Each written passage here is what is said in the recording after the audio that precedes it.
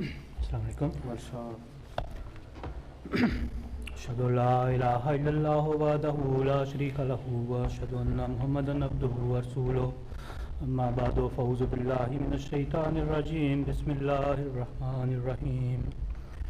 Monsieur le Président et mes chers amis, je me tiens devant vous aujourd'hui pour parler à propos d'un sujet qui a une importance primordiale, un sujet qui nécessite une attention particulière, un principe qui réclame non seulement notre réflexion, mais aussi notre engagement immédiat. Le sujet de mon discours est la justice dans un monde injuste. L'état actuel du monde est extrêmement préoccupant et alarmant pour tout le monde. Nous vivons une époque marquée par les conflits, les inégalités, les abus de pouvoir et l'exploitation. Un monde qui devient de plus en plus divisé malgré tous les avancements scientifiques. Un monde où les intérêts personnels, politiques et économiques priment sur les valeurs humaines. Le monde est actuellement sous les ombres de destruction, que ce soit les guerres impliquant la Palestine, l'Iran, l'Israël, la Syrie, l'Ukraine et la Russie, ou bien les conflits internes comme au Soudan, Yémen et Haïti. Le monde entier est au bord du désastre. Il n'est pas du tout exagéré de dire qu'il y a un risque grave d'une guerre mondiale, de dévastation et de destruction jamais égalée jusqu'ici. Si on réfléchit en profondeur, mes chers amis, la cause principale n'est rien d'autre que le manque de justice et le non-respect des droits fondamentaux. L'enseignement islamique met l'accent sur deux grandes responsabilités: les devoirs spirituels envers Dieu et respecter les droits des êtres humains.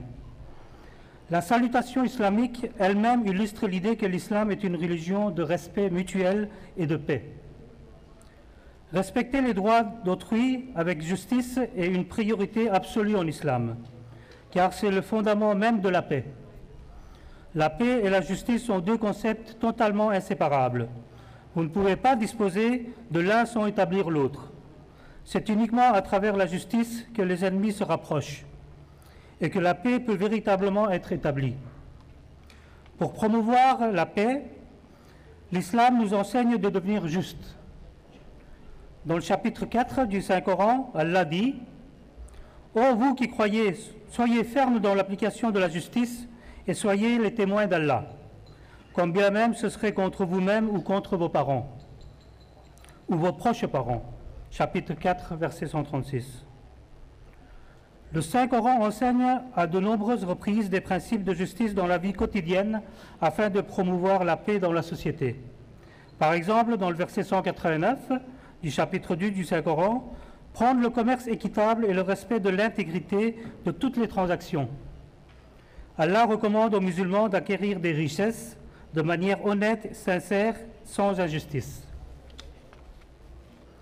Dans le chapitre 83, versets 2 à 4, le Saint-Coran condamne ceux qui exploitent les autres dans les transactions commerciales et qui cherchent à les escroquer en exigeant plus que leur est dû.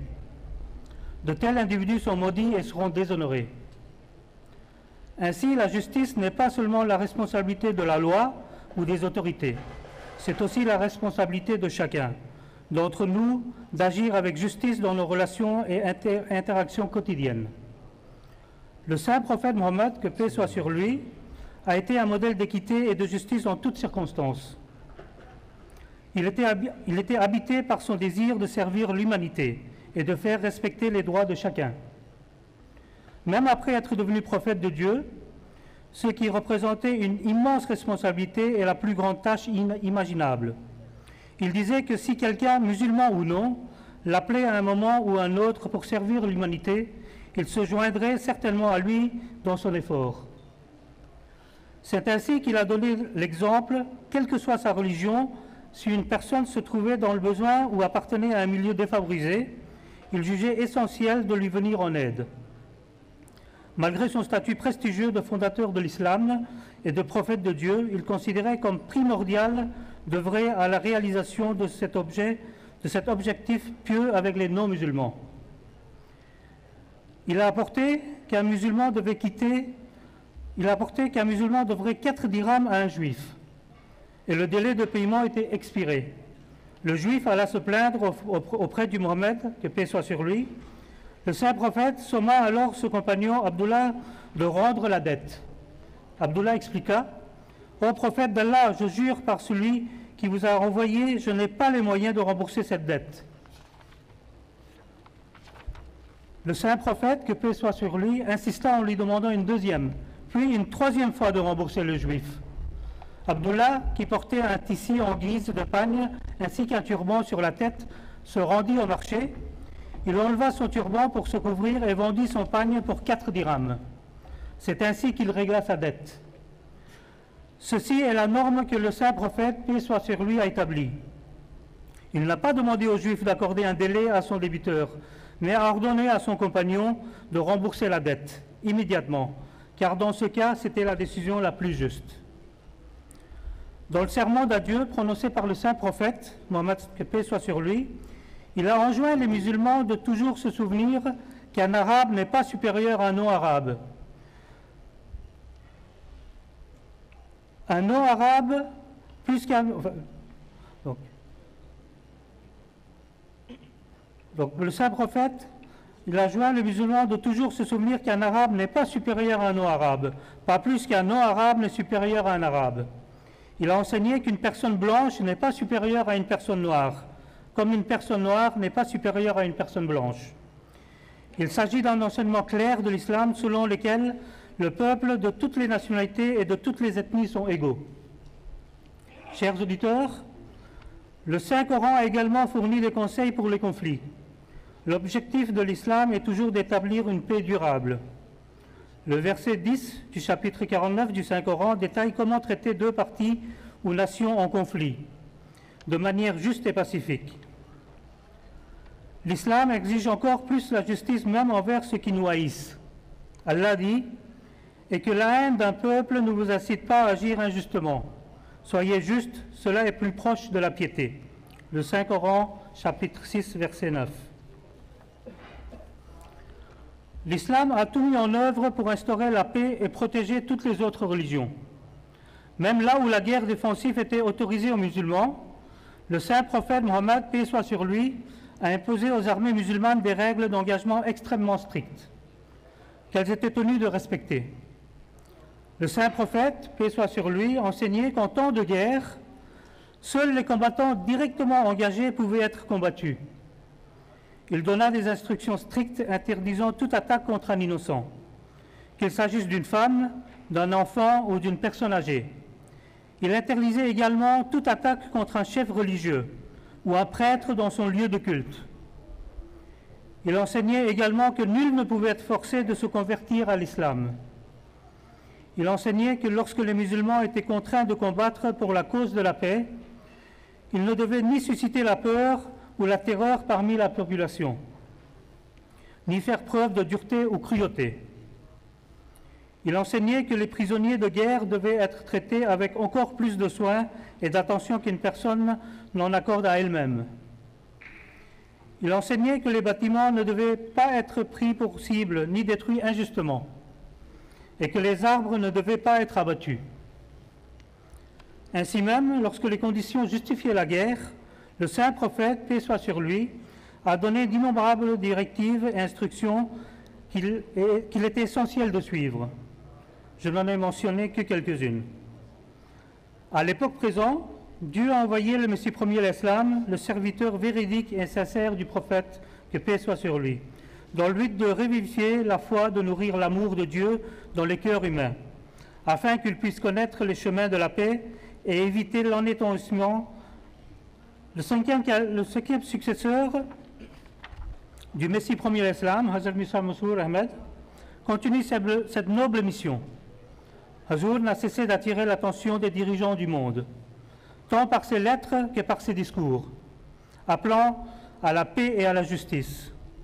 En tant que musulmans ahmadis, nous avons le devoir d'être ses aides dévouées, de devenir ses bras opérants et de diffuser largement ce message de paix afin que le monde s'éveille et s'éloigne du danger imminent de l'anéantissement.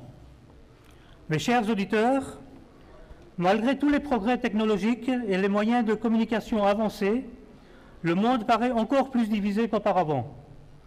Si l'intelligence humaine avait été utilisée pour progresser rapidement dans les avancées scientifiques, elle avait également été, à l'occasion, utilisée comme une force du mal et de destruction.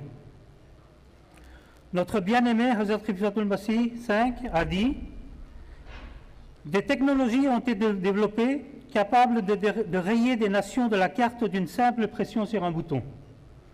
Je fais référence au développement d'armes de destruction massif, capables d'infliger des horreurs et les ravages les plus imaginables. Ces armes produites aujourd'hui ont le potentiel non seulement de détruire la civilisation actuelle, mais aussi de laisser derrière elle un héritage de misère pour les générations à venir. Il ne semble pas que les grandes puissances mondiales prennent conscience, malgré les messages puissants répétitifs de notre calife bien-aimé. Les puissances mondiales continuent à poursuivre ses propres intérêts. Ils n'ont pas tiré les leçons des erreurs passées et le commerce des armes continue pour fournir les instruments de destruction. Et les incitations financières sont privilégiées au détriment de la moralité et de la justice. Hazrat Mirza Masroor Ahmad a poursuivi.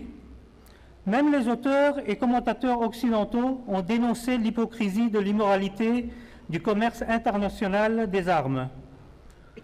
Pourtant, interrogés sur ces ventes, les gouvernements ignorent la question ou cherchent à justifier ce qui est manifestement injustifiable.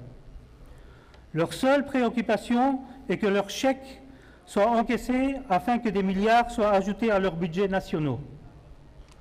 En bref, l'argent est roi et la morale est absente. Comment peut-on parvenir à la paix dans un tel contexte?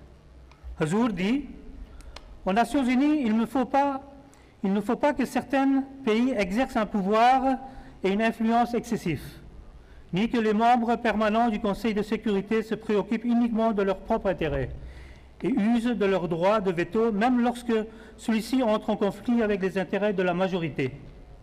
Au contraire, tous les membres des Nations Unies doivent œuvrer ensemble et respecter le pacte de confiance sur lequel l'institution a été fondée. Maintenir la paix et la sécurité dans le monde. En conclusion, je voudrais citer ces paroles de Hazur, Ayatollah bin Aziz. Si nous voulons véritablement la paix à notre époque, nous devons agir avec justice. Nous devons valoriser l'égalité et l'équité. Comme l'a si bien dit le saint prophète de l'islam, paix soit sur lui, nous devons aimer les autres comme nous aimons nous-mêmes. Nous devons défendre les droits des autres avec le même zèle et la même détermination que nous défendons les nôtres. Nous devons élargir nos horizons et considérer ce qui est juste pour le monde, plutôt que ce qui est juste pour nous seuls. Tels sont les moyens de parvenir à la paix à notre époque. Prions pour que Dieu nous accorde la force de rester fermes sur le droit chemin, de devenir justes comme il nous l'a enseigné. Prions aussi pour que Dieu accorde le bon sens aux gens de ce monde, afin que les nuages menaçants se dissipent et laissent place à un avenir lumineux et prospère. Allahumma salli ala Muhammadin wa ala ali Muhammadin wa barik wa sallim innaka hamidun majid. Jazakumullah ta'ala, Farhat Khan Sahib.